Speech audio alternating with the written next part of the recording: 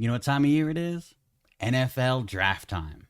That's right. The NFL draft is happening this weekend. It started on Thursday night with the first round and continues into the weekend.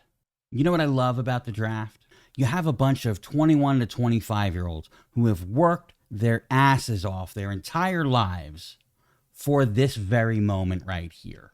I don't think most people recognize the sweat and sacrifice that college athletes have to go through. And it's awesome to see the raw emotion in these kids' face when they get drafted. Not to mention the really cool storylines. Cam Ward, the #1 overall pick this year, was a 0-star athlete coming out of high school who had one offer. Think about that. A kid that nobody wanted coming out of high school is now the most coveted player coming into the NFL. Now, the #2 pick in the draft is a kid by the name of Travis Hunter.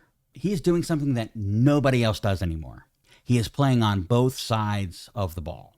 Like, this happens in high school all the time, but nobody plays high-level college football on both sides of the ball. Now, this was a kid who was the opposite of Cam Ward, and he was the #1 overall prospect coming out of high school. But instead of taking the easy route and going to Florida State, who he had originally committed to, he flipped his commitment to go to Jackson State and play for Deion Sanders. Now, he was the first 5-star recruit to go to an FCS school, as well as an HBCU.